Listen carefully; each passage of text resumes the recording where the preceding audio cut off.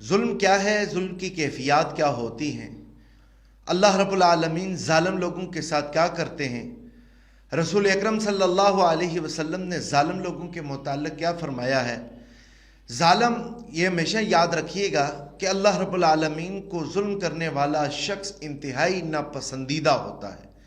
دنیا کے اندر اللہ رب العالمین ہمیشہ اس کو ذلیل و رسوا ہی کرتے ہیں۔ اللہ رب العالمین سب سے پہلے ظالم کو ڈھیل دیتے ہیں۔ ڈھیل دینے کے بعد جس وقت اس کی پکڑ ہوتی ہے تو وہ پکڑ عبرتناک ہوتی ہے۔ اللہ کے رسول صلی اللہ علیہ وسلم کا جس طرح فرمان ہے کہ حضور صلی اللہ علیہ وسلم نے فرمایا کہ الظلم ظلمات یوم القیامہ، یہ اندھیرے کی شکل اختیار کر جائے گا ظلم۔ اور مولا علی نے اسی کو مد نظر رکھتے ہوئے آپ کا یہ قول ہے کہ آپ نے فرمایا تھا کہ اللہ رب العالمین کفر کا نظام تو چلنے دے سکتا ہے لیکن ظلم کا نظام چلنے نہیں دے سکتا۔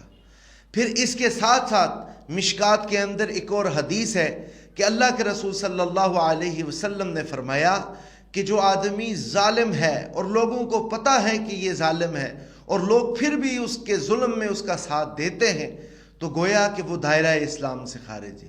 یہ اللہ کے نبی صلی اللہ علیہ وآلہ وسلم کا ارشاد ہے، اور رسول اللہ صلی اللہ علیہ وسلم کی بات کبھی جھوٹی نہیں ہوتی۔ تو آپ یہ دیکھیے کہ اس معاشرے کے اندر کیا ہم اس کیٹیگری کے اندر نہیں پائے جا رہے، اس حدیث کے زمرے میں نہیں آ رہے؟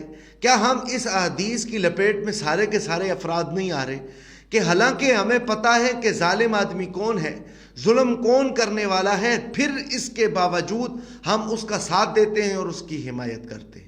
گویا جس وقت ہم اس کی حمایت کا اعلان کرتے ہیں، اس کے ساتھ کھڑے ہوتے ہیں، تو ہم اس کے ظلم کرنے کے اندر پورے کے پورے شریک ہیں۔ تو یہ کون فرما رہا ہے؟ یہ اللہ رب العالمین رسول اللہ صلی اللہ علیہ وسلم کے ذریعے سے امت کو بتا رہے۔ اب ظالم کیا کرتا ہے؟ ظالم لوگوں کا حق طلب کرتا ہے، وہ لوگوں کی حق تلفی کرتا ہے، لوگوں کا حق چھین لیتا ہے، لوگوں کی جو بنیادی ضروریات ہوتی ہیں اسے ان کو محروم کر دیتا ہے۔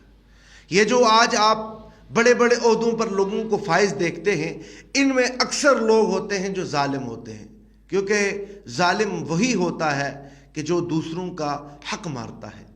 اللہ کے رسول صلی اللہ علیہ وسلم نے ایک مرتبہ ارشاد فرمایا کہ اے میرے صحابہ کرام، تم مجھے یہ بتاؤ کہ مفلس کون ہے؟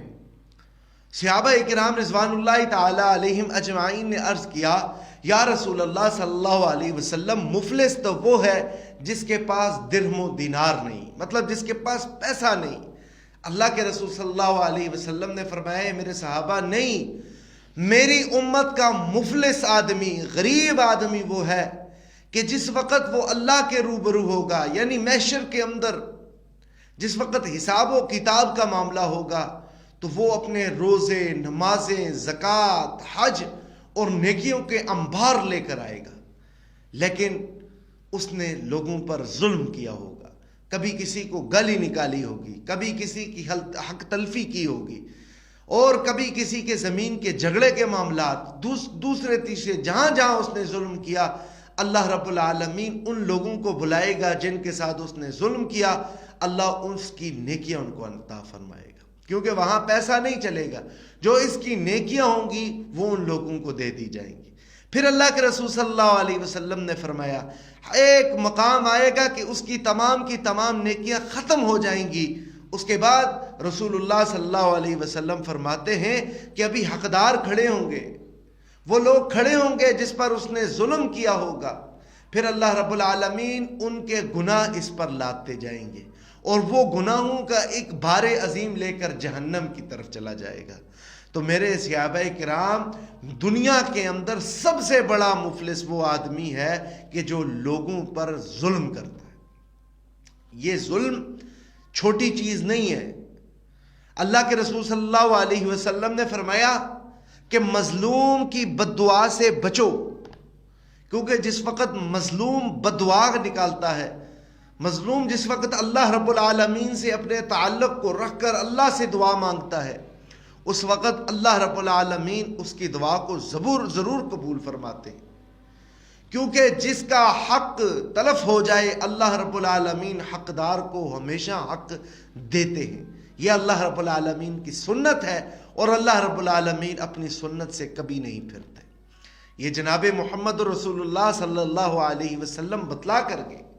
آج اس دنیا کی کیفیت کو اگر دیکھا جائے، آج ہمارے حکمران ٹولے کو اگر دیکھا جائے، تو وہ اس کیٹاگری کے اندر، اس احادیث کی لپیٹ کے اندر پورے کے پورے آ رہے ہیں۔ حالانکہ ہمیں پتہ ہے کہ یہ حکمران ظالم ہیں، اس کے باوجود ہم ان کا سپورٹ کرتے اور ان کا ساتھ دیتے ہیں۔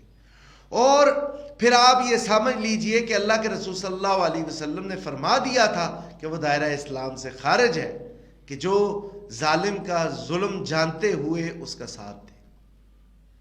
یہ حق بات کی بات ہے، یہ اللہ رب العالمین کے قرآن کی بات ہے، کیونکہ ظالم اللہ کو ناپسند ہے، اور جو ظالم کی حمایت کرتا ہے اور جو ظالم کی مدد کرتا ہے یا اس کے ساتھ کھڑا ہو جاتا ہے، وہ شخص بھی اللہ رب العالمین کو محبوب نہیں رہتا، اللہ اس سے بھی نفرت فرماتے ہیں۔